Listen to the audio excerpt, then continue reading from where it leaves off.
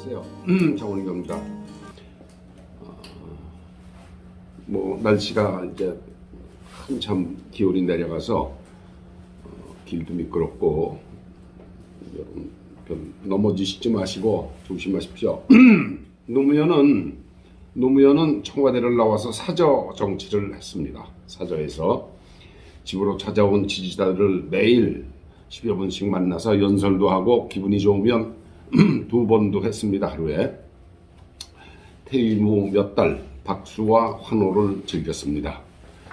5년간 그 청와대에서 매일 신문방송이 비춰주고 대통령 말 한마디에 많은 사람이 울고 웃는 모습을 보며 속으로 내가 것들이 그래봤자지 그렇게 이제 막 폼을 잡다가 졸지에 뉴스에서 뜸하거나 사라져버린다는 건 참 견디기 힘든 스트레스일 겁니다. 지들도 이제 다니던 직장도 퇴직하고 새로운 환경에 적응하려면은 몇 달이 걸리는데 대통령 자리야 오죽하겠습니까? 그러던 노무현이 검찰 수사를 받던 어느 날 호련히 세상을 하직했습니다.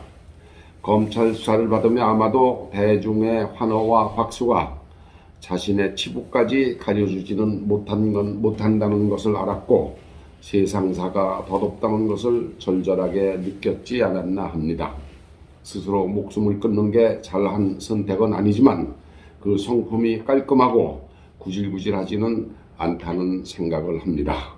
노무현의 그런 측면을 그리워하는 사람들이 아직도 많이 있습니다. 반면 문재인은 퇴임 후 잊힌 삶을 살겠다 그렇게 해놓고 정작 청와대를 떠난 지 2주일도 되지 않아서 방한한 바이든 미국 대통령과 만날 계획이라고 어두번론을 띄웠습니다. 백악관이 서둘러 부인했지만 미국은 결국 우방 한국의 퇴임 전임 대통령 체면을 봐서 전화 통화까지는 해줬습니다. 잊힌 삶을 살겠다고 해놓고 감사원 조사를 무례한 짓이라고 하고 또 북과의 9.19 군사 합의를 지켜야 한다고 했고 북이 미사일을 수도 없이 쏴대도 북한과 대화에 나서라며 정부를 압박했습니다. 이게 잊힌 삶입니까? 바이든 대통령이 만나자고 하면 어떨 거냐라고 기자들이 꼬드겨도 예를 들어서 고맙지만 나중에 쉬엄쉬엄 만나도 안 되겠나? 지금은 현직 대통령과 만나는 게 맞다. 만약에 그렇게 했더라면 국민들 반응이 어땠을까요? 다른 나라 대통령들은 퇴임 후 어떻습니까? 미국의 트럼프를 빼고 자리를 떠난 후 감나라 배나라 하는 전임 대통령은 본 일이 없습니다. 문재인은 자기의 정치적 처지가 이미 저만치 강화도 있고 서해에 다다른 한강물 신세임을 진작에 알아야 합니다. 청평이나 팔당으로 되돌아가 발전기를 돌리고 시민의 식수용으로 쓰임새가 다시는 될 수 없음을 알아야 합니다. 흘러간 강물이죠. 곧 소금물과 섞여 바다에 흩어질 텐데 그런데도 이렇듯 끊임없이 목소리를 내는 건 아마도 열등감의 발로가 아닌가 합니다. 이렇다 해놓은 실적 없이 어영병 5년을 즐기다 새로운 정부가 동해 번쩍 서해 번쩍 흩어진 난맥상을 추스르며 빛을 발하니까 5년 동안 우린 뭘 했지 하는 자괴감에 곱게 잊지를 못하는 겁니다. 대통령까지 한 분이 우왕좌왕하며 초조해하는 것이 참 보기에 딱합니다. 제발 조용하게 처음 약속대로 잊힌 사람으로 되돌아가십시오. 이 한 가지 약속이나마 지금부터 잘 지키면은 그런대로 사람들 입에 오르내리는 일이 줄어들고 검찰이 부르는 부끄러운 일도 생기지 않을 것 같습니다. 그렇게도 감이 없습니까? 제가 이제 석 달 전 10월 18일자 장면 뉴욕 타임즈에서 이제 스크랩 해놓은 그 기사가 있었습니다. 그걸 이렇게 정리하다가 보니까 대리모에 관한 기사인데, 우크라이나가 이제 유럽에서 비교적 저렴한 비용으로 적법하게 대리모를 구할 수 있는 유일한 나라인가 봅니다. 아마 부부 중 부인의 결함으로 나이가 많거나 이렇게 해서 임신을 할 수가 없을 때 제3의 여성이 대신 임신해서 출산까지 대신해주는 역할이 대리모입니다. 예를 들면 부부가 함께 우크라이나를 방문해서 체외 인공 수정을 한 다음 부인의 난자와 남편의 정자를 꺼내서 체외해서 이렇게 결합 수정을 한 다음 이걸 대리모, 다른 여자 자궁에서 잘 자라게 해서 출산까지 책임지는 것이 대리모 역할입니다. 서로게이트 마다라고 그러죠. 서로게이트, 서로거시 그럼 대리한다는 뜻이고 서로게이트 마다. 우크라이나에서는 이 대리모를 하나의 직업, 잡으로 분류해 준다고 합니다. 의사들은 대리모에게서 태어난 아기에게 대리모가 어머니로서의 감정을 갖지 않도록 잘 지도합니다. 예를 들어서 한 중국인 부부의 대리모가 된 한 여성이, 중국인 부부가 이제 우크라이나의 한 여성을 골라서 대리모를 해서 아기를 낳는데 생활비와 그 여성은, 대리모를 한 여성은 생활비와 자녀 양육 때문에 대리모를 택했다고 인터뷰에서 밝혔습니다.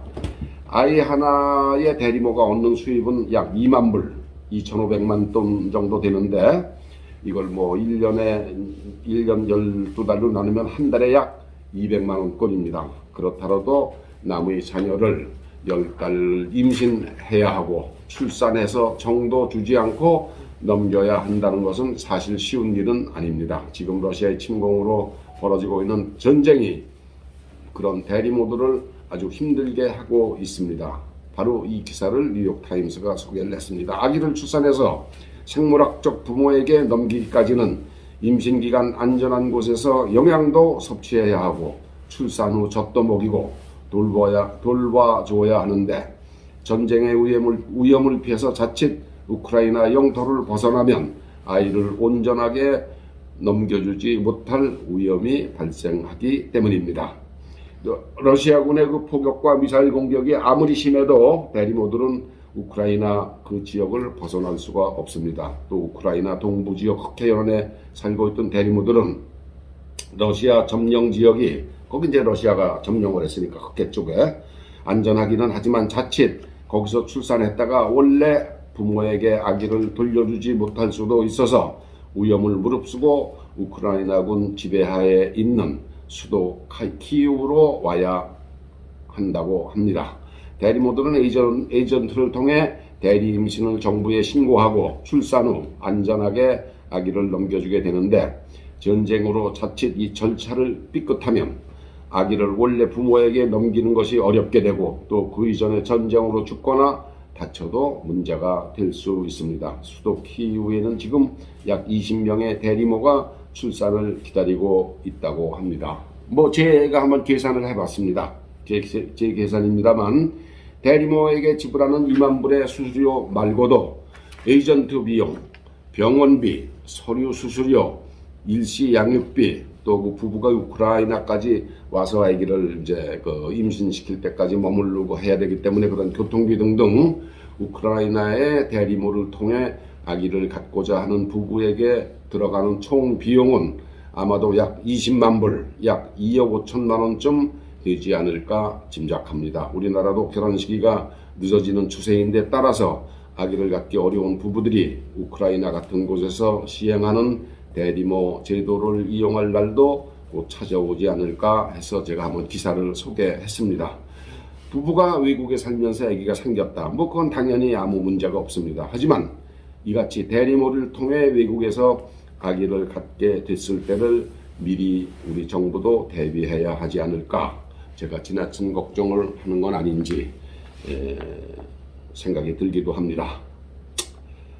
뭐 전쟁 얘기를 좀 한번 해보겠습니다. 이래저래 이제 전쟁은 사람을 못 살게 구는 아주 주범이지만 그렇다고 전쟁이 무섭다고 피하고 굽실대면 국민은 전쟁보다 더한 피해를 두고두고 입습니다. 6.25 때 6.25에서 한국군과 민간인이 입은 몇백만 명의 인명피해는 차치하고라도 미군도 무려 3만 7천 명이 죽고 8천 명이 실종 중입니다. 부상자도 10만 3천 명이나 됩니다. 부상자도 10만 3천 명이나 되는데 미군에 배속되어다 싸우다 죽은 카츄샤, 지가 카츄샤라고 그러죠. 카츄샤라고 부르는 한국군도 약 8,000명, 7,800명입니다.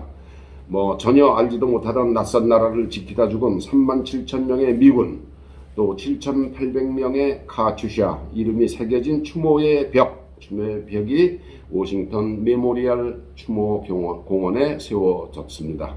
실종자 시신이나 유품이 수습이 돼서 사망으로 공식 밝혀지면은 이 숫자는 더 늘어날 것이고 추모의 벽에 계속 이름이 새겨질 것입니다. 그런 의미에서도 한국전쟁은 아직 끝나지 않은 전쟁입니다.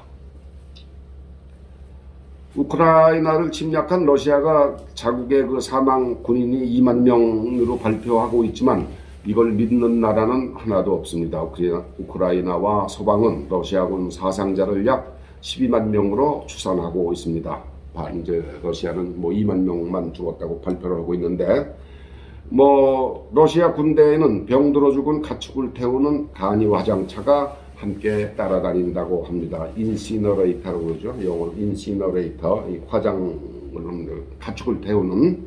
러시아는 전쟁 중 죽은 병사 시체를 본국으로 가서 묻지 않고 실종자 또는 탈영자로 처리한다고 합니다. 그래야 사망보상금이나 사망연금을 안 주고 국가가 예산을 줄일 수 있기 때문이죠. 국가가 전쟁 비용을 아끼는 겁니다. 사망이 확인되지 않으면 보상금도 연금도 받지 못하는 제도를 악용하는 겁니다. 그래서 러시아 군대는 병들어 죽은 가축을 태우는 그 간이 화장차를 함께 갖고 다니면서 죽은 자국의 병사를 그냥 태워버려서 재를 뿌려버리는 거죠. 그리고 이제 공식 기록으로는 실종자, 탈영자로 처리해버리는 겁니다. 그럼에도 불구하고 러시아 국민의 우크라이나 전쟁 지지는 무려 80%를 넘습니다. 노예근성과 야만성이 전형적인 슬라브 농경민족의 특징이라고 제가 언젠가 말씀드린 바 있는데, 가축 화장용, 병들어 죽은 가축을 태우는 그 화장용 차를 끌고 다니며 죽은 군인을 태워 없애고 실종자나 탈영병으로 처리하는 나라에 노예근성과 야만성은 오히려 한가한 비난이 아닙니까? 폴란드는 자국이 보유하고 있는 독일제 레오파드 탱크를 우크라이나에 수출하고 그 공백을 한국산 탱크로 메우려 하고 있습니다. 저희가 첨대 계약을 했죠. 북한은 러시아를 돕기 위해 러시아의 민간 용병그룹 와그너라는 그 용병그룹에 무기를 수출하고 있습니다. 와그너는 민간 용병이라고는 하지만 러시아 정부 지원을 받는 전쟁 대리인입니다. 민간이 무슨 돈으로 전쟁 비용을 감당하겠습니까? 정부가 뒷돈을 대리라는 것은 안 봐도 뻔합니다. 흡사 6.25 당시 대륙을 점령한 중국이 중국 공산당 군대를 공식적으로 한국에 보내기가 겁나니까 의용군이란 이름으로 포장해서 참전한 것이나 마찬가지입니다. 이 와그너 그룹에 팔려갈 것이 겁나서 시베리아에 벌목공으로 나갔던 북한 군인, 젊은 군인 2명이 다른 민간인 7명과 함께 한국으로 며칠 전 귀순했습니다. 북한이 와그너 그룹을 통해 러시아를 지원하고 돈도 벌고 있다는 증거가 속속 드러나고 있습니다.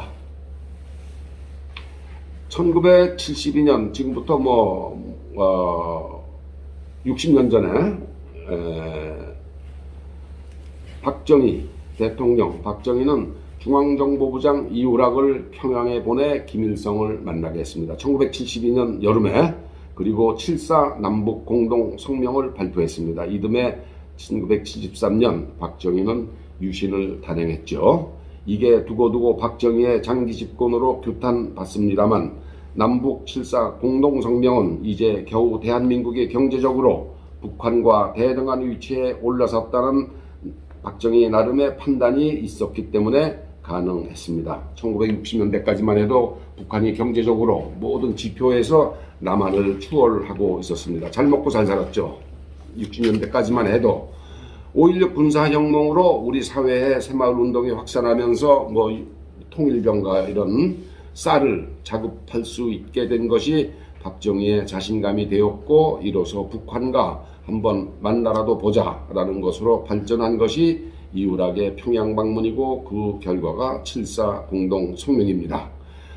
그때 그리고 그 다음에 한 유신을 했는데 그 유신의 목표를 뭐 길게 설명하면 복잡할 테니까 여러분 쉽게 10, 100, 1000 10으로 기억하시면 좋을 것 같습니다. 10년을 참아서 유신을 한 그때로부터 10년만 참으면 우리가 100억 달러 수출을 달성하고 1인당 국민소득을 1000달러로 만들자는 것이 사실 유신의 목표였습니다. 이걸 유신의 목표를 간략하게 요약하면 그렇습니다. 그걸 하기 위해서 10, 100, 1000, 10년만 참고 100억 달러 수출을 해서 국민소득을 당시 한 300불, 400불에 머무르고 있던 국민소득을 1000불로 만들자.